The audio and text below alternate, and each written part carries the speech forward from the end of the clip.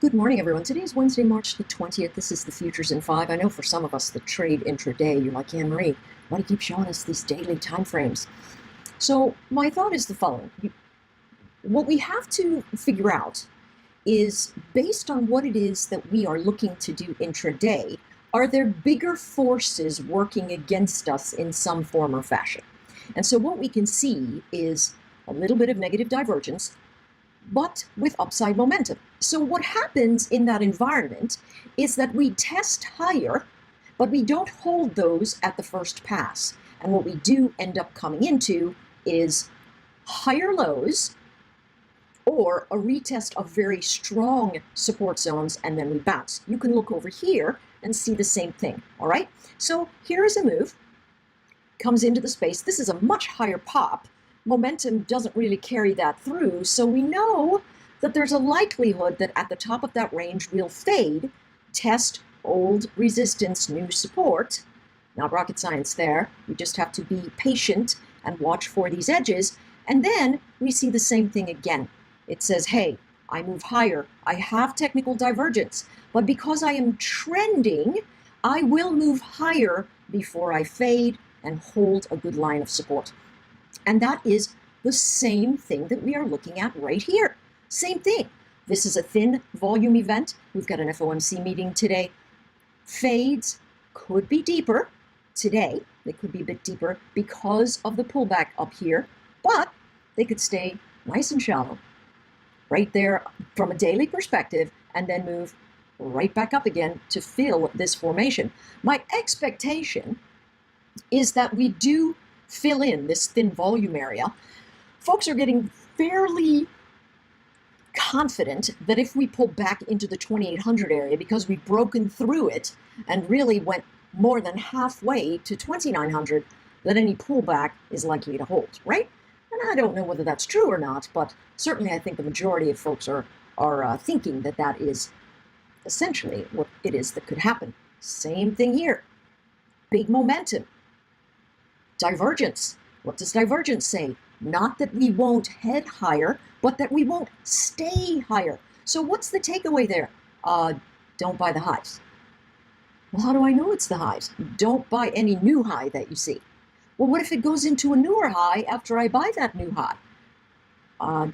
Just realize that at some point it's going to roll over. So if you're trading on a 5-minute chart and you look at it, you see the breakout, or you're in the blog and you know that our breakout level yesterday was 73.91 or so, and we took it into our 74.17, which was the expected target in that case. It came over, faded. What's it doing? Holding a higher low. Is that expected? Yeah, it's pretty bullish. So pullbacks bring buyers. Buyers will accelerate on tight time frames, so those are the ones that you need to use for upside momentum. And then when you see it stalling out, cut and run. This stall out yesterday was pretty dramatic for those of us trading intraday. It just came in like a house of fire with the ES also and just collapsed. And so we have to be fairly careful in those regions. This chart, the YM, has the most technical divergence that is very obviously negative than the others. That doesn't mean that it didn't go higher yesterday. It sure did. It went right into this zone. And if we take a look at this motion, I'm still getting higher lows and higher highs. So what does that tell me? My pullbacks are going to be buy zones. Where is the best place to wait for a pullback? At good, solid support levels. If you chase it out up over 25,980, right? You're still going to be looking for target regions that hold below these prior high areas. Could it be that they expand? Yes. What is the best trade for most of our charts?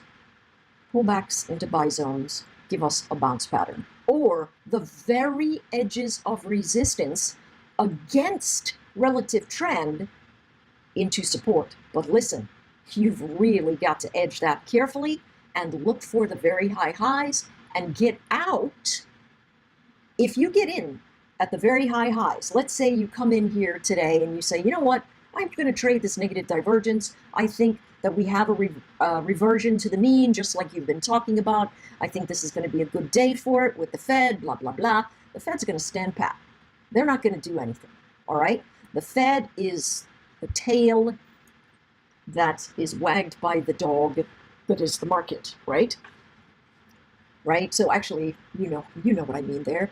The market's actually the tail, and we are wagging the dog, right? Or we're the dog. So that being said, what we have to pay attention to is if you say, hey, I'm going to short it here, and they decide they're going to say something that the market interprets as even more dovish or less likely to raise rates, that's going to spike the charts once more. Will it eventually fade? You betcha. Are your pockets deep enough for whatever the word eventually means? I don't know. But as an intraday trader, we cannot expose ourselves to high-risk events like that. We must cut, run, reestablish, and reassess, right? So if you get it there and it moves 20 ticks up, 30 ticks up, I'd say it's probably time to cut and run. Just watch that. Here, this is completely playing out. Top of the range is up here at this 59.80. We pressed forward just a little bit, and now we are coming back into old support. What is the formation? It's positive, but divergent. What does that mean? That means that we can go higher, but it's very likely that we don't stay higher. Do I sound like a broken record? I should, because this ought to bleed into your brain and sit there until you hear it over and over again, so you know what to look for when divergence occurs. And so that is what you're looking at.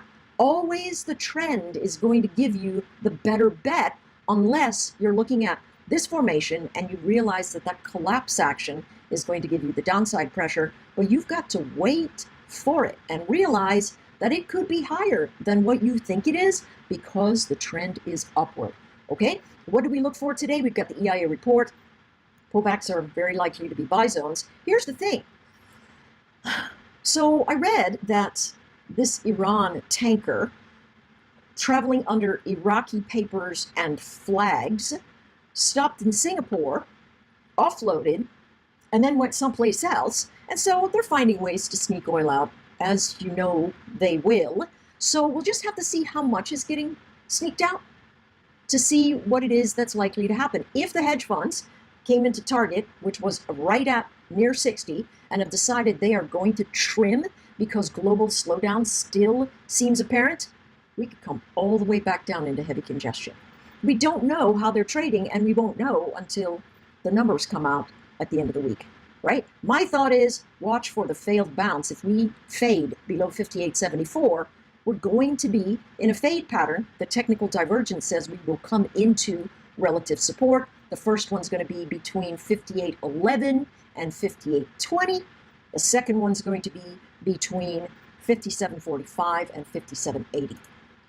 Gold doing exactly what we think it's going to do. What is the formation? It's a bull flag. What is the momentum? Well, the momentum is bullish in slope, but bearish in relative territory. And so, if it's bearish in relative territory, it's going to have a tough time coming into frontline resistance. It did that yesterday. Topping formation. Is it really a topping formation? I don't have any idea. What I can say is the following. If the Fed comes out and says something that moves the dollar aggressively, this is going to move aggressively in whatever direction it chooses. Right now, we're still holding 1301, 1300 as our relative support. Failed retest there sends us all the way back down to 1290, which is a possibility because our momentum is now in neutral zone. Long report this morning, but wanted to give you some tips. Good luck trading today.